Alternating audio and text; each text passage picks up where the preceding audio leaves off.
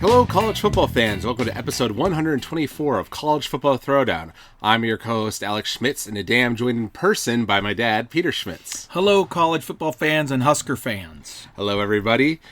We are coming to you from an RV park in Santa Clarita, California. My folks were in town to visit, and so we thought we'd take this opportunity to do a podcast. It's perfect. Whenever we're together, it makes more sense to do it together. That's right. So if you hear any odd noises in the background, that's probably what it is. But this is a father-son duo doing a college football podcast by college football fans for college football fans. And today we're here to talk about our beloved Nebraska Cornhuskers, how the spring practice has gone into the upcoming spring game that will be happening a week from now. And we also have some general news in regards to the wider world of college football about NIL, how that's going for other teams across college football, some proposals to change the NCAA's infractions process, and other things like that. But before we dive into all that conversation, we both have a beverage.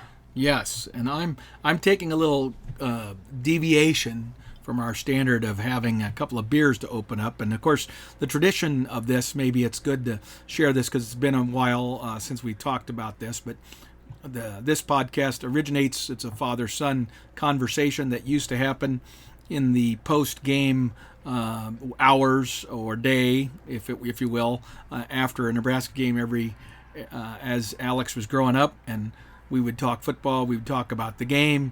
I would bitch and moan and get on my soapbox every now and then and that sort of stuff, and I usually did it with a beer in my hand. Now, as he got older, eventually we both had beers in our hands, and so it was one of those deals where now it is the right tradition for us to be having a beverage and enjoying each other's company, whether that be live like we are today in front of each other, or on an occasion when he might be still here in California and I might be elsewhere in my travels across the U.S., or back in Michigan and at home. That's right. So today I just have a Miller Lite, not as fancy as you. Yes, I am drinking a nice glass of bourbon today, and part of the reason what motivated me to do this is not only because Alex is with me and it's a celebration whenever I get to spend time with my kids, and but also the fact that we happened upon a beverage facility here in the state of California. They were having a once-a-year sale in which they let you buy certain what they call yellow tagged products, one for the regular price and the other is the second bottle for 5 cents, and it doesn't matter what it is. So I chose to pursue bourbon, given my preferences for bourbon. And so I'm drinking myself a nice glass of Kentucky bourbon. So cheers to bourbon. All right. Cheers. Cheers, son. Let's enjoy a beverage and talk a little football. That's right. Okay. So we're going to dive into the Nebraska side of the conversation first today. And one of the interesting things that came up since we last did a podcast, which was in early March, talking about some of the recruiting updates and things of that nature, is that Xavier Betts, one of our best wide receivers from last season and a younger player that we had a lot of prospects for his growth going forward, seems to be no longer with the team. Would you like to go into that further, Dad? Well, sure. The bottom line is every year there's a few athletes who, for one reason or another, don't find the fit that they were looking for, have some issues themselves, off the field or whatever, or are not happy with the progress they feel they should be making in terms of depth chart position or just relationships with the coaching staff. And this is always magnified more when you're losing, right? When you're winning, that was happening too, but it didn't get quite the attention, and frankly, it didn't happen with your top level players, I don't think, as often, because usually if you were a top level player playing on a top level team, then you had no interest in leaving, right? Because you were trying to build your reputation, your position for a potential NFL career. At least that's what you might think in your mind as a young athlete. When you're on a team that's struggling, can't do that. Right. Everything gets harder when you're losing. That's a general rule of sports. That's exactly right. And so it's not necessarily a shock or surprise that something like this happens, but it is a little disappointing when we kind of consistently seem to lose some of the guys that we perceive to be our premier players, right? And maybe he would have never emerged as that great player that we thought he could be, but you know what? There's also a pretty decent chance that he could have in the right set of circumstances. But for whatever reason, it wasn't happening at Nebraska. So he's gone, and now we have to move on without him and deal with it. Now, the good news is he's in a position group, the wide receivers, that have gotten a lot of attention and a lot of focus ever since Scott has become our coach. And we have a lot of other athletes in that spot that are pretty darn good. And so will we miss him? Absolutely. He was going to potentially be a great contributor starter, but we're not going to have that depth that he would have provided no matter what now. But that doesn't mean we can't still be good at wide receiver. We still have some talent there. Our bigger concerns as a college football program going into next season are going to be in other areas of the football team, I believe. Right. Yep, and it seems to be one of those classic cases where, he was being expected to give 100% effort every practice, no matter what, and sometimes maybe he was phoning it in a bit, partially maybe knowing that when it comes time for game time, that he's has the physical talents to really shine out there on the field and all that stuff. But yeah, there's all kinds of things at play there. You don't know what's going on in his life outside of the sport, right? You don't know what his struggles were academically. There's just a number of areas that might influence, a young man's focus, right? Girlfriend problems, you name it, right? So, yes. So I don't know what the specifics were in this case, and we'll hear lots of rumors. In fact, I already have. But the bottom line is, I don't know definitively, and I don't think we ever will know definitively. Other than the fact is, he's not on the team anymore, and it's very unlikely he ever will be again. Right. At least at the University of Nebraska. Right. He might emerge somewhere else. Yes. And so this transitions us nicely into talk about spring practice and the upcoming spring game. With the spring game, obviously there's a little more excitement around it than usual, I would say, because we have Casey Thompson, new quarterback that we're going to be seeing for the first time in a Nebraska uniform, and our second team quarterback as well. Right, Purdy. Right, Hurdy. So we've got some excitement there, as well as the other talent that have, newly emerged on the team, that are going to be coming in to see how they perform. But I know there have been also some warning signs from the practices as well. Right, exactly. So the bottom line is with any typical spring practice, lots of guys are injured or are being held out with what might be considered minor injuries, but it's spring football, and you don't want to push somebody who is hurt but could come back, right? If it was in season, maybe they play them, but in this kind of a situation, they're not going to. So we're going to be seeing a little bit of a skeleton crew. But at the same time, you're going to get some insight into what the new coaches and their influence on the offense particularly is going to be, right? And we've lost a tremendous amount of talent on the defensive side of the ball. So how are some of the younger guys rising to the occasion, or are they not? And that's really ultimately what needs to happen for Nebraska. I don't know that the spring game next weekend is going to, be a definitive marker or point, other than to give us a little snapshot of the progress that's been made by certain individual players. I think collectively as a team, we're going to look a little shaky. We're dealing with quarterbacks, all of them, even the ones that are, Smothers, who have been with the program, are effectively learning a new offense. So all of them are going to look a little rusty, right? I don't expect a lot of precision or anything like that, but I am excited about some things. I mean, it sounds like there's a commitment to a running game that's been trying to be established. It sounds like we're starting to make some progress along the offensive line, even though we have some of our top 3 or 4 players who aren't playing in the spring game or won't be because they're nursing injuries or of various kinds. So the starting line that will probably start for the first game next year might be very different than this one, right? However, we are still going to be able to see progress that the new offensive line coach and technique and effort and those kinds of things that we will be able to see. So that's the cool thing is what do we see there, right? Right. And defensive line wise, we had to replace a lot, and we lost some guys. Yeah. And now these younger guys need to rise to the occasion. And so far in the spring, the few little snippets that we get, because there's not a lot of visibility, that practice sessions hasn't been great news, right? They have not risen to the occasion yet. They're too slow. They don't have the instinct. That they're just not there. And are they going to get there, or are we going to have to go hard at the portal again after spring practice is over and try to pursue some guys that might be able to help us next spring, or next fall, rather? Because that's been one of the issues with Nebraska teams for quite a while now, even going as far back as to Bo Pelini, like that.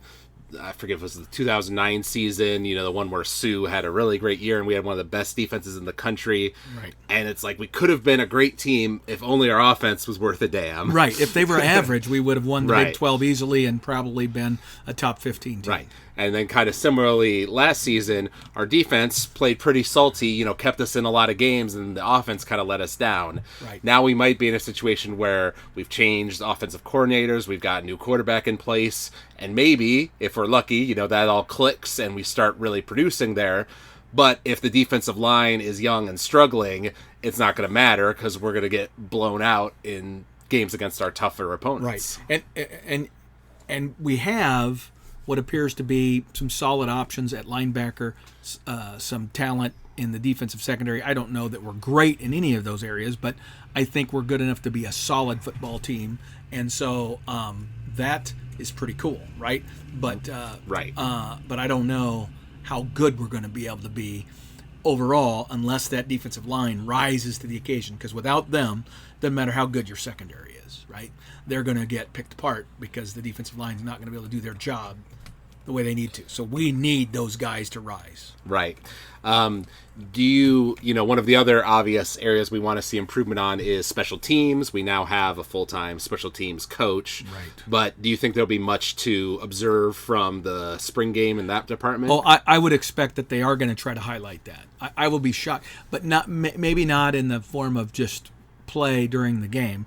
I don't even know that they've announced formally what the format's going to be.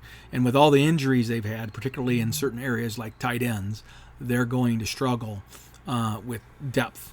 And so, I don't know what the format's going to look like. But I'm almost certain that they'll try to do some things, even if they're just goofy practice routines, to show off what the punters are doing, what the kickers are doing or capable of or whatever. But I do expect them to try some way to show the fans that, hey, our special teams areas are improved from where they've been. Mm-hmm. Yep. So it'll be definitely exciting to see how that goes. We'll do a podcast probably later in April discussing the results of that spring game and all that stuff. And I do expect that there's going to be some significant we've got obviously a lot of visitors coming for the spring game. And amazingly, and this is the thing where you just got to continue to nod your head to Nebraska's fan base. I mean, we're probably looking at 45 to 60,000 range. I don't know where it's going to be. I would say 45. Some people are hopeful that there'll be 60,000. I don't think there will be. It'd have to be a great day. If it's a beautiful sunny day, maybe that happens. But that would still put us in one of the higher echelons of attendance for a spring game for a team that now has basically gone under 500 for, 3 years in a row, 4 years in a row? I mean, we suck. More like 8 years, right? Because there's all the years under, what's his name? Riley, too. Yeah, 3 and 3. Yeah, so 6. But anyway, bottom line is that right. we're going to have this great environment, this great setting. There's going to be a number of recruits there, including some portal players, right? Not just incoming potential freshmen for next year, and even seniors and stuff, high school seniors. We're going to have some of these portal people present as well that are the ones that we really are targeting that might be able to come in and immediately make a difference this next fall, and that's huge, right? And so the aftermath of our game is going to be not just how did we play, but also where are the obvious gaps and what are we doing to fill them. Right. Very true. Very true. One other interesting thing that's been going on in the kind of the background of the University of Nebraska is a deal regarding our media rights for the university, right. Because we had a deal with a different company for many years. And then JMI Sports. Right. And then we decided to go a different route last year, take it all in-house instead, right. Which has not gone well, right. By all accounts. It hasn't gone well in terms of the execution and those kinds of things. It has now, in the age of NIL, okay, it has put us at a huge disadvantage because of the nature of the rules, and you can maybe address that a little bit, Alex. But bottom line is we obviously want to do that.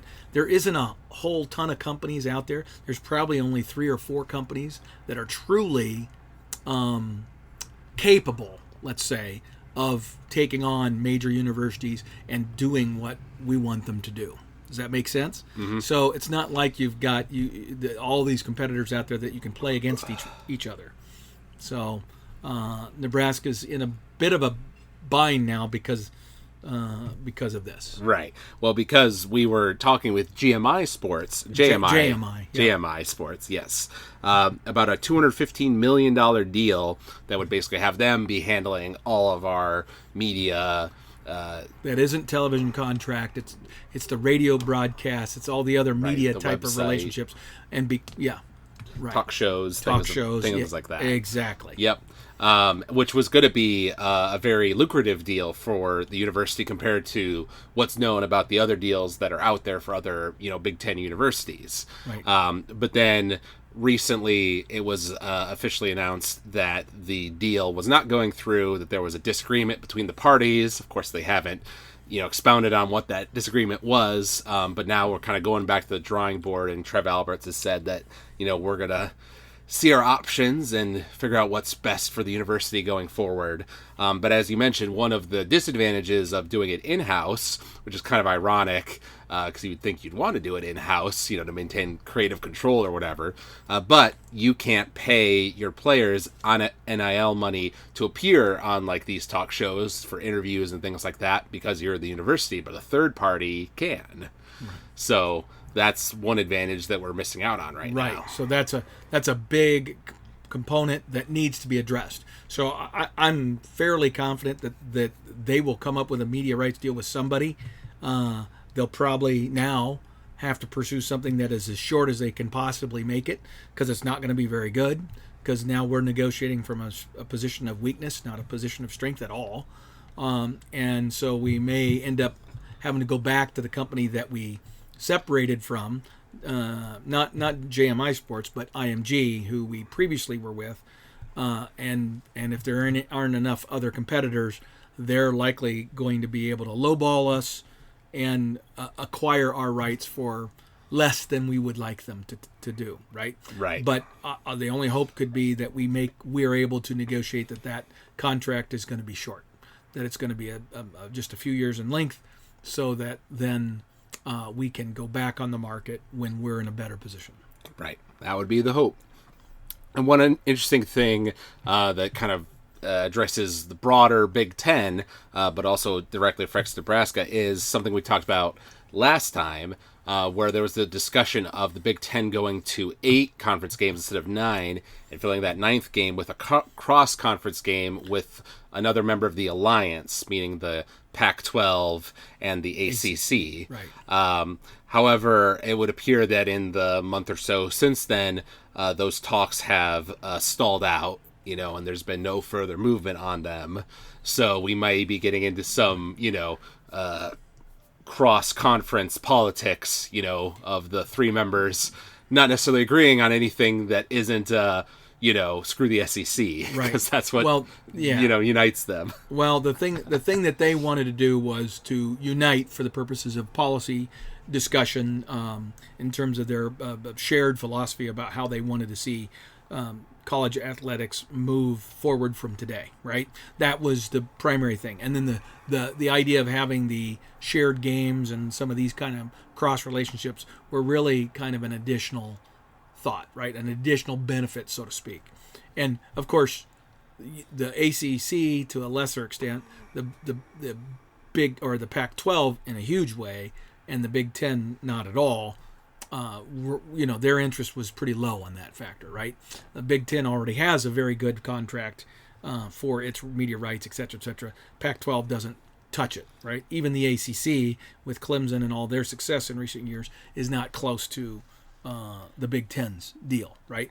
So from a monetary standpoint, there is less to be gained for the Big Ten than those other two leagues. And that's where I think, because of that uneven benefit, how they play that out in terms of commitments is really a difficult thing for those parties to do. Now they can absolutely still find common ground for their legislative and policy agenda, because they have a lot of shared interest that way, academically as well, right? Mm-hmm. But in terms of the sports side of it, I think it's going to be they're going to run into some roadblocks, and we got to figure this out in a way that benefits our ability to get teams into the playoff, whether it remains at 4 like it's trending right now, or whether that gets revisited and we go to an 8 or 12. Some modified 12 kind of game structure, which I think 8 or 12 would be the way to go, rather than staying at 4, because I think 4 has been an absolute abject failure for the promotion and the long-term health and benefit of the sport. I think it since college football playoff has started, it has generated more money, and the rich have gotten richer, so to speak, including the Big Ten. But it has even more greatly regionalized the sport and made it. The Pac-12 has practically become apathetic about college football specifically and college sports in general. I think they're struggling, and they're trending in a negative way in almost all sports, and not because they don't have great teams and great athletic programs and all that, but the interest is just waning because it's not a level playing field. And so, especially in college football. So this college football playoff has not achieved some of the goals of growing the game that they wanted. They got their national championship game, and that's it. That's the disappointing reality. Right. Yeah. It'll be interesting to see if Lincoln Riley now at USC can kind of turn that trend around for the Pac-12 generally. Because if USC is doing great like they were in the mid to early 2000s, when Pete Carroll was there, that kind of drags the rest of the conference along with them. Absolutely. And there's a reason, and I believe the college football playoff structure is a big part of that reason, why a guy like Lincoln Riley, who was on top of the world, he had one of the top 4 to 5, let's say top 10 jobs available in the country. I'm going to put it in the top 5 or 6, but let's say somebody wants to argue with me, so I'll say top 10. He was already there. So when you're at the top of the mountain in one of the top 10 schools, you don't leave that job unless you get forced out or there's some other commitment situation from the administration that you can't find your way around. And that's ultimately what happened to him, where he viewed their decision to go to the SEC as not attractive for the football program's long-term success of achieving the goal of winning national championships, right? Because they just made things a lot harder for themselves. And they'll figure that out. All those administrators who think they're geniuses because now they're going to get a big, huge payday, and they will. And that doesn't mean they won't have success, but winning national championships is actually going to be tougher for them. And I think Lincoln Riley understood that. Yep. Very true. Very true. Transitioning to more of the national side of things, this is an interesting headline I saw from a few days ago about Congress potentially getting involved with the NCAA. This is a bill that was introduced by 2 senators, one Republican, one Democrat, to create new deadlines and different things for the NCAA infractions process. It says here, some of the bullet points are: requires NCAA investigations to be complete in 8 months, prohibits NCAA punishing schools for violations 2+ years old, prohibits NCAA using confidential sources for decisions, requires NCAA to submit annual reports to the U.S. Attorney General. So it seems they're trying to step in to, keep the NCAA more accountable on some of these sort of things. Right. I do like the idea of that they need to be complete within a certain time frame, so they can't just let these things go on forever. But the one about not punishing schools for violations 2+ years old does kind of stick out to me, because sometimes these violations don't get discovered for quite a bit of time because they're kept so hush-hush, right, by the universities. Right. And bottom line is, we don't want, as a fan, as much as I think the NCAA is failing collegiate athletics and failing its institutions enormously, getting Washington, D.C. involved in any way, shape, or form will only lead to bad things. That's a horrible idea, okay? And I hope that those bills go nowhere. But I also know that the two senators involved are likely doing this not so much with the idea that they're going to pass legislation, but to rattle their sabers enough that they scare the heck out of the NCAA, and the NCAA starts stepping up to the plate and starts figuring out a way to process information and make decisions way faster than they do now. The way that they go about doing their process of enforcement, how they study and research, how they make decisions even on eligibility, right, for student athletes, and how long they take to do it, when all they got to do is get together and the information's all there. They're not going out to get more information. It's all there. It's all delivered to them by the member institution, okay? But they sit on it for months and months and months. And then literally days before the season, now a player has been preparing and practicing with their team, and then 3 days before the first game in their season, they're told they're ineligible. That's stupid, okay? When they were sitting on that damn information for months in some cases, okay? That's the kind of crap that has to end. And that's where the NCAA needs to be reorganized so that they actually understand and focus on their tasks. And some of the things that are in their purview need to be removed. And that's where the member institutions, i.e. the presidents and boards of directors and regents and all that of all these institutions, they need to throw their weight around. And there needs to be a meeting of the minds that says, okay, you guys are doing this poorly, you're doing this poorly, and so we're going to carve some of this stuff out, and we're going to create other organizations that do this. We're going to create a watchdog group, and that's all they do. And they're going to have those kinds of expectations on them. And they're totally separate. They are not run by the NCAA. They're run by another, oversight group that's a bunch of presidents from universities or something. You know what I mean? Right. So the bigness of the NCAA doesn't get in its way. Right.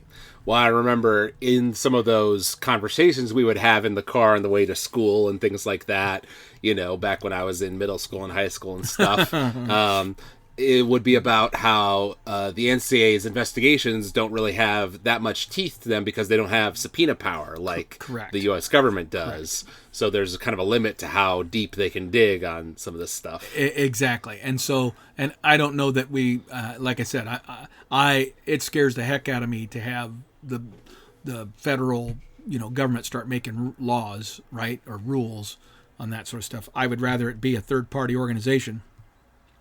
But the member institutions can agree to that requirement, but then the individuals involved, like an individual person or athlete who's involved in some investigation, they don't have to give up those rights, right?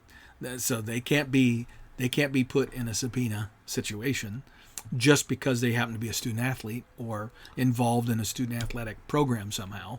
You can't do that unless a law has been broken, a federal or state law. Then obviously all those other factors come into play. Right.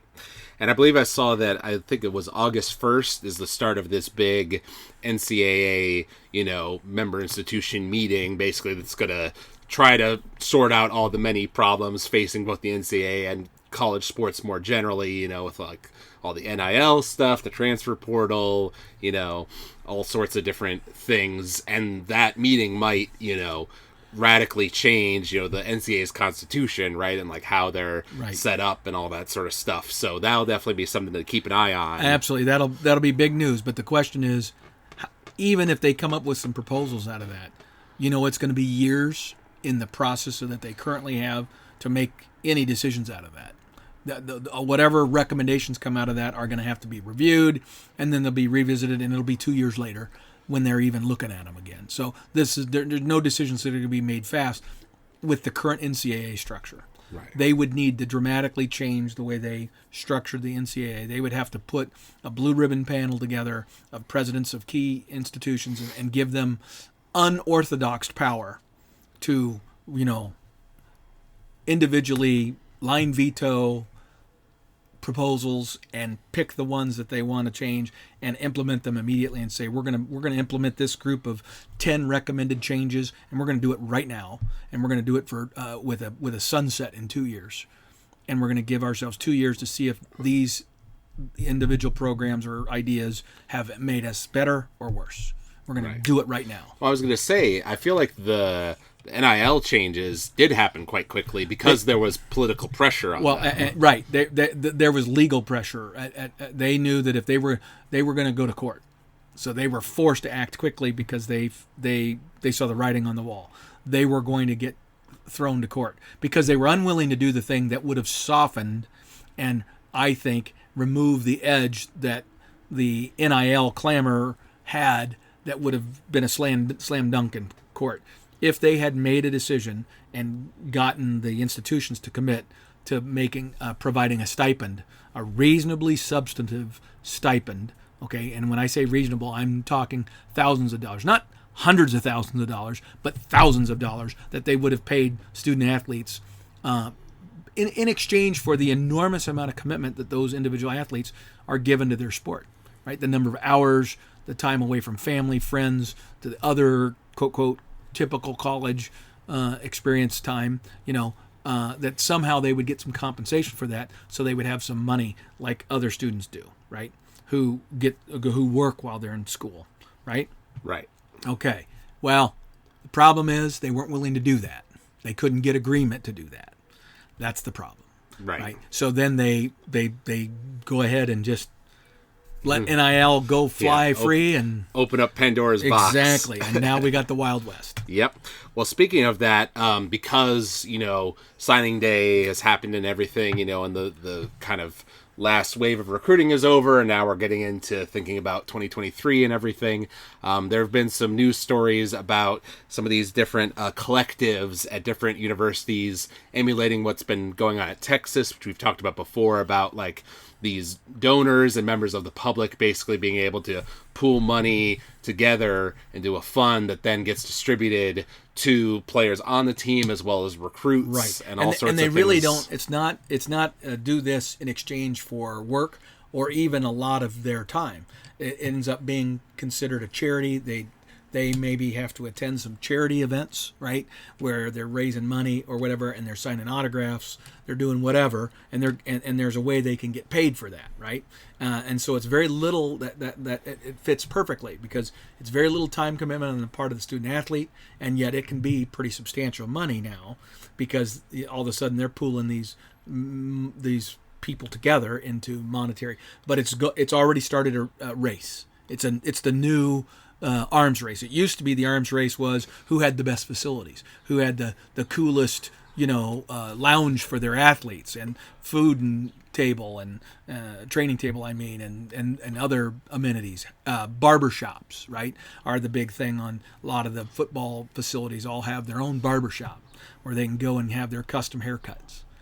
Just absurd shit, right? Right. Okay, but now it's just down to the dollar. It's swinging back because now how badly do they care about having their hair cut versus taking that money that they spent to provide that haircut facility, that barbershop, and instead that money ends up in the hands of the collective that can then distribute it directly to athletes. What do the athletes want? They want that money. Yep.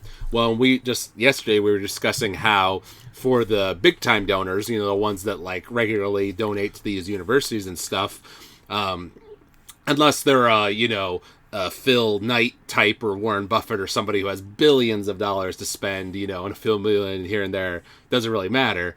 They probably will cut back on some of their donations to the athletic department in general in favor of, this kind of recruiting fund, this collective fund, because that will become the critical thing to continuing the success of the overall program at the expense of perhaps, like you say, the facilities, other non-profiting sports, etc. Right, exactly. And just to be clear, you mentioned you threw Warren Buffett's name in there just because he's a Nebraska alum and he's a big fan and all that. But I want to make it clear to our listeners that we understand that Warren Buffett doesn't give the University of Nebraska's sports programs any money whatsoever, and he's made it very clear that that's never going to happen. Okay, we understand that. We're just pointing out that there are certain schools that have a Phil Knight type of donor who's been willing to throw massive money that way.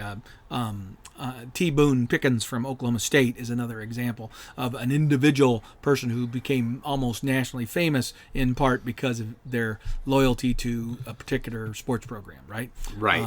Under Armour at Virginia, at Maryland, who was a Maryland grad. I mean, you have those kinds of people. Right.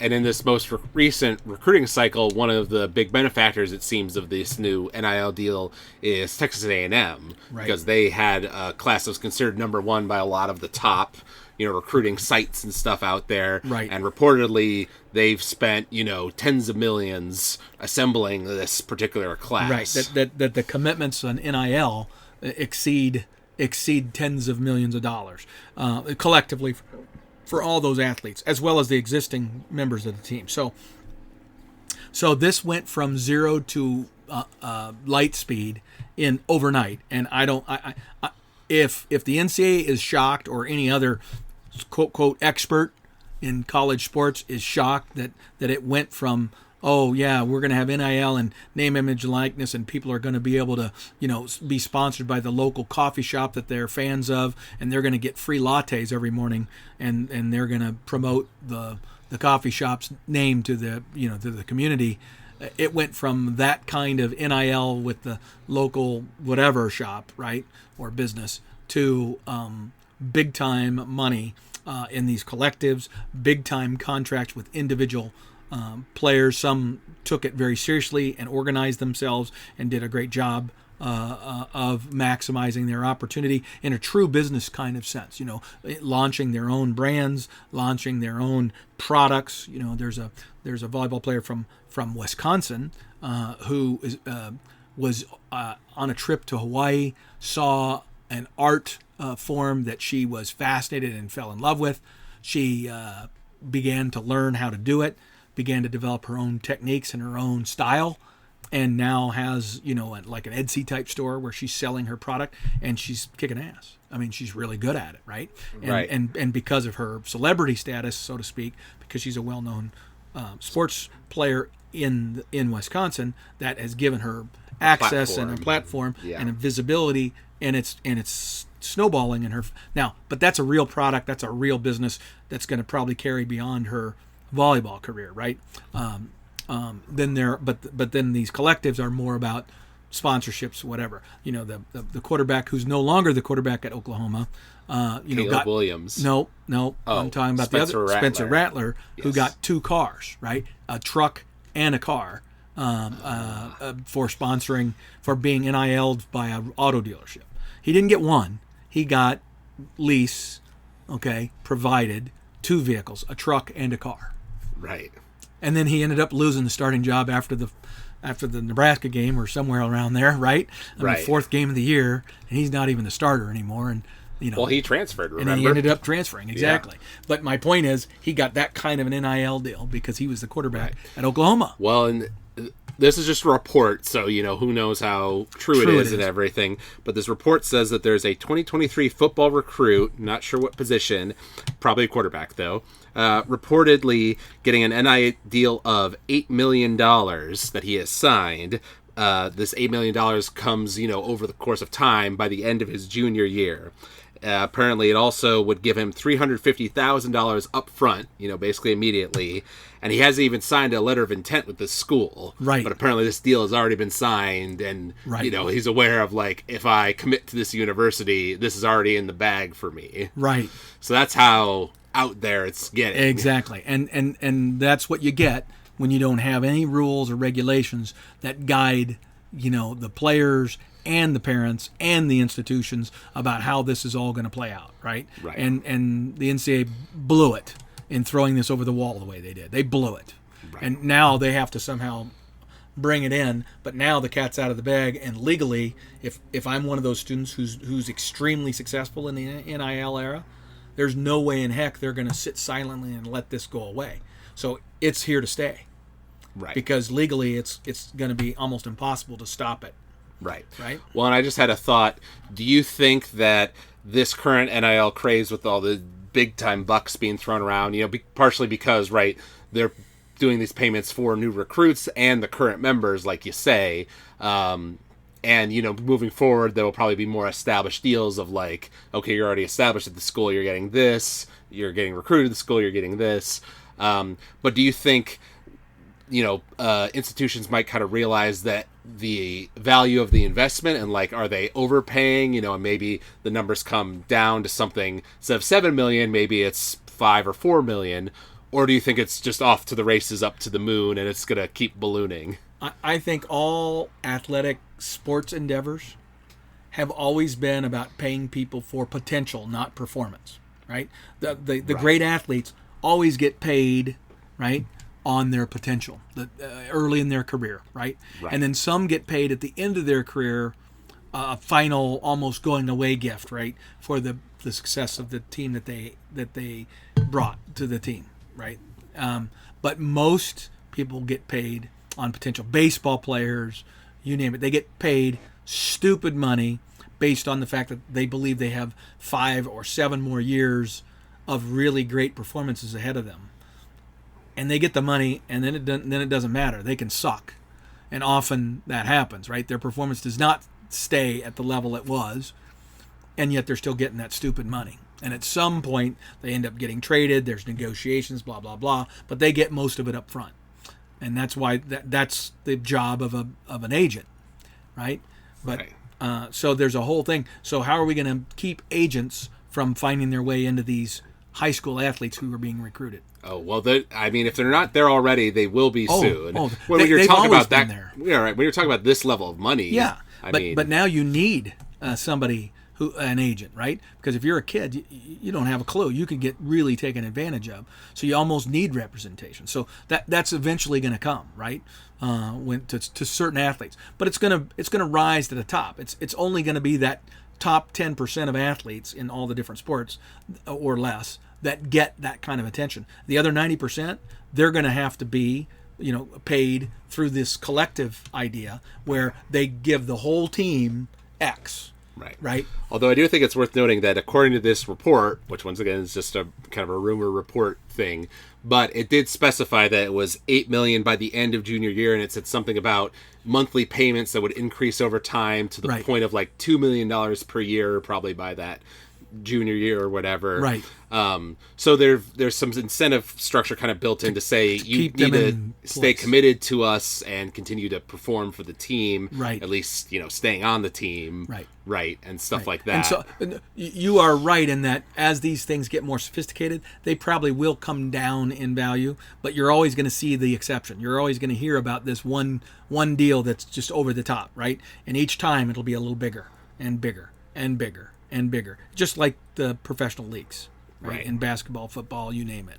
So the problem is our student athlete experience is now dramatically changed and will never be the same. And now coaches who already had a lot on their plate, that with NIL and effectively free agency created by the portal, those coaches will never be able to sleep.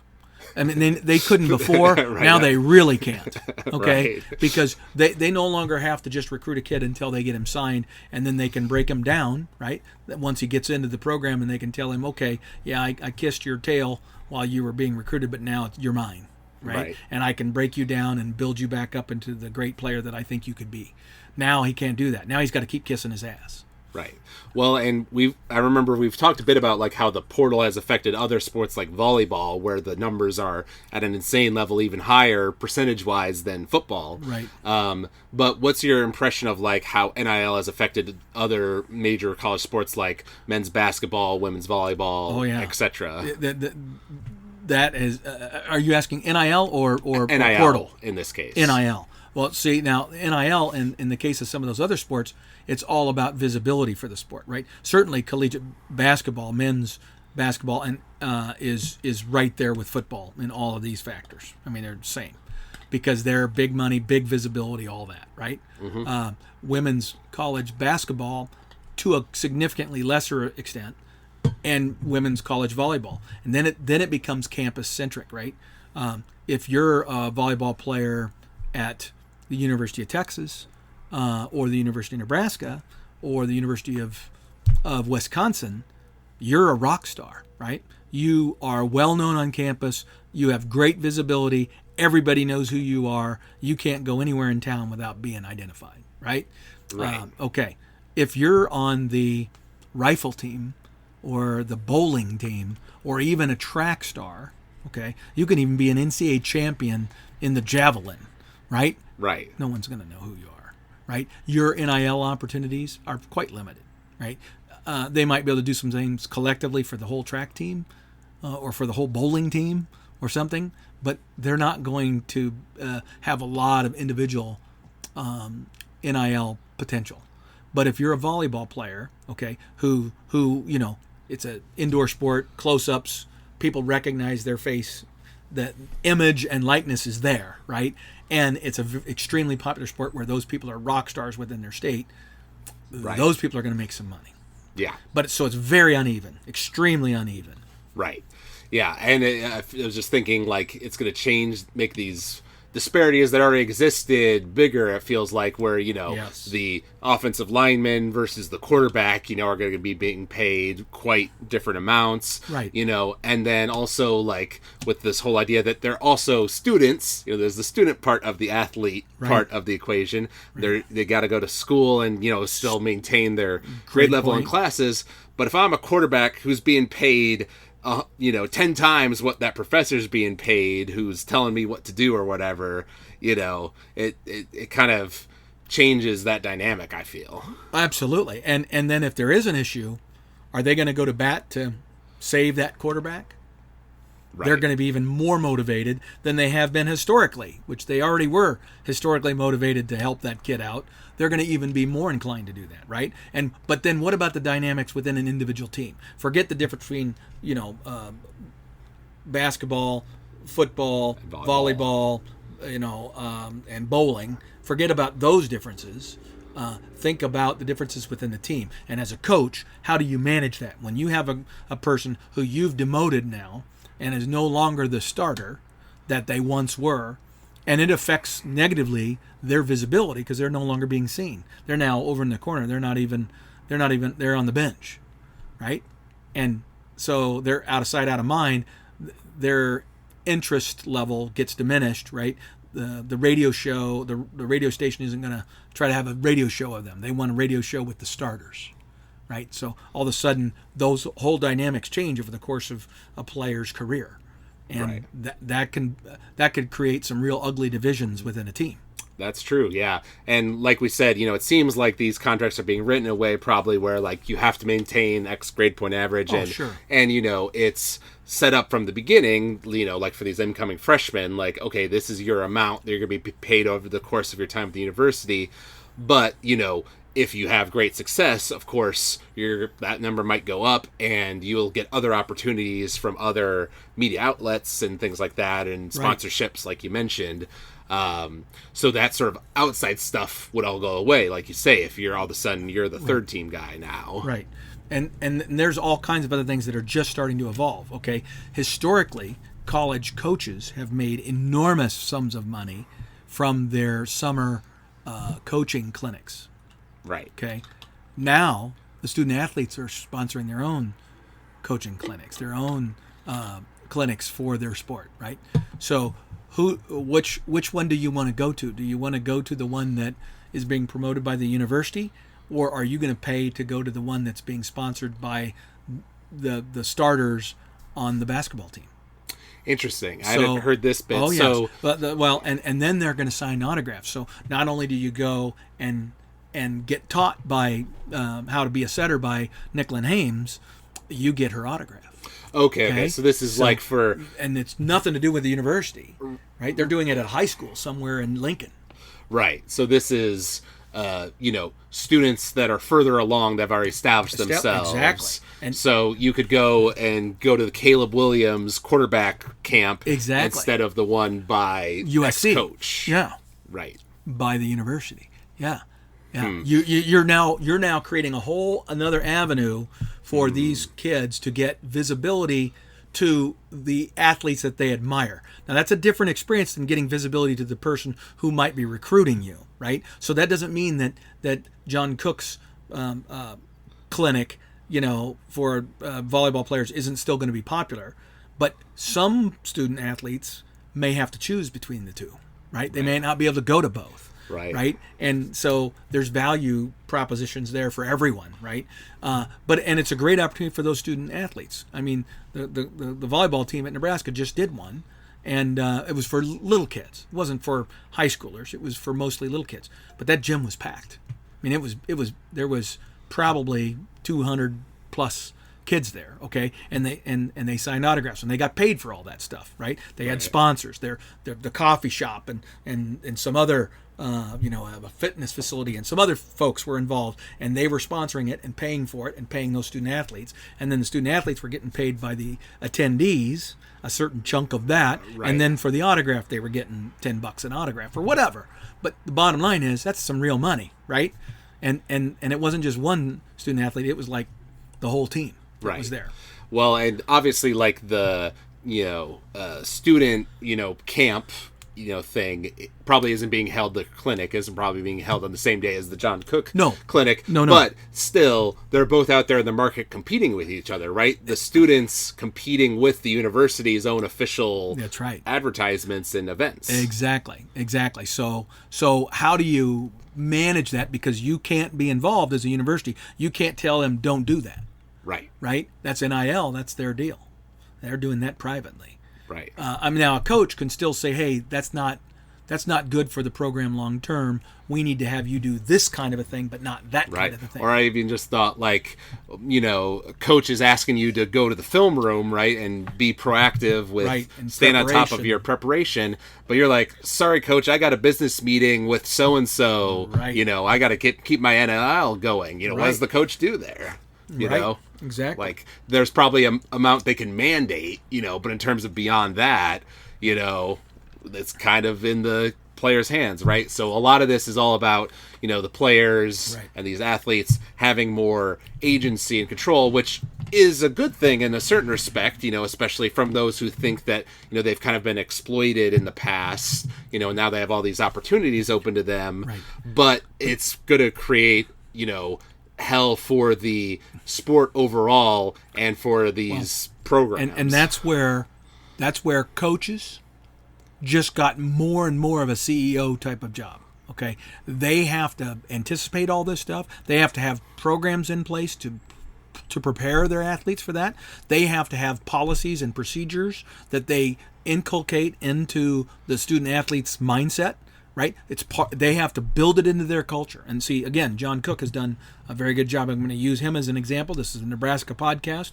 I can't use Scott. Yes. So I'm going to use John, the Nebraska volleyball coach, because he's figured out so far how to do that, and he's got a group of athletes that make up his team that work their butts off. And he doesn't have a problem with work ethic. They love to be in the gym together. There aren't any of this infighting and stuff. But what happens 5 years from now, when all of those students are gone, and now we're into the second generation of NIL students, and they've now had NIL on their brain their entire while they were growing up, and they come in and they're not all on the same page. That's where the culture thing, the program you're coming into, and what the expectations are, and what those older kids are doing is going to become even more critical in this day and age with the NIL element. Otherwise, you're going to see guys basically checking out. Okay, I'm now a senior. Not only am I not focused on my senior year of football because I want to make sure I don't get hurt. So I'm already playing that game, which was already a thing in college football when kids were preparing for what they thought was going to be their NFL future. They maybe don't have their best performance as a senior because they're diminishing, or the second half of their senior season they kind of disappear, right? And their performance declines. Well, that's because they're protecting themselves. They're saving themselves for the next level. I've now got enough on tape. I'm going to get drafted. I don't need this, right? Or I'm going to protect myself. Well, now what about adding NIL onto that, right? And now they're thinking about, okay, well, hey, I have these choices to make. Do I go to this meeting and put myself in this position so that I can reap this benefit over my senior year, because I've worked hard for 3 years, or do I stay focused and go out with the boys that night? You know what I mean? It's just, it gets really, really culturally and sociologically significant and complicated. Right. I do remember, I think we brought this up on a previous podcast, that NIL may have the side effect of encouraging more people to stay for like their senior year. If they're like somebody who's like on the edge of like, oh, okay, I'm a junior, I'm not like a total superstar, but I'm good, I'm talented. Do I go to the NFL or do I stay for my senior year? And if you're making good money, staying at college with these NIL deals and stuff, why risk that, going when you might not be drafted in the NFL if you're unsure, and just stick with what is already in place? I would argue that except for collegiate football, which is the sport that has the highest potential for season-ending, career-ending injury, right? I would say with the exception of that sport, every other sport will absolutely be drawn in that direction, right? In a positive way for them to stay. And we're seeing that with the fifth year, the COVID year, right? In all the sports other than football, almost everyone who had opportunity to stay for their COVID year did, right? Right. And it's because NIL was starting. Why wouldn't I stay and reap the benefits of that extra year? Again, I'm going to use Nebraska volleyball. Nicklin Hames is staying for a fifth year. She's using that COVID year, right? And she's coming back knowing that Coach Cook intends and hopes that her understudy, Kennedy Orr, is going to take over the setter position. She's not even going to be a starter. She's going to be some kind of role player that is there to encourage the younger student athletes, be a leader as best she can, and probably be a serving specialist and a defensive specialist in some role. Very diminished from being the quarterback of the volleyball team for the last 4 years, right? Right. Tremendously diminished role. But she's doing it because she's already got some great NIL gigs. She's got a radio program every week. She's got some, she's got 3 or 4 food places that are connected to her and providing compensation for her. So she's got a good gig. Right. So I think the end result, summing all this up, is that, it's a wild world out there of, genuinely cool and interesting opportunities, like what you mentioned about that Wisconsin volleyball player, getting this art thing going, right. Using the visibility of the university as a platform to promote something that could continue as a career for her beyond college and everything, right?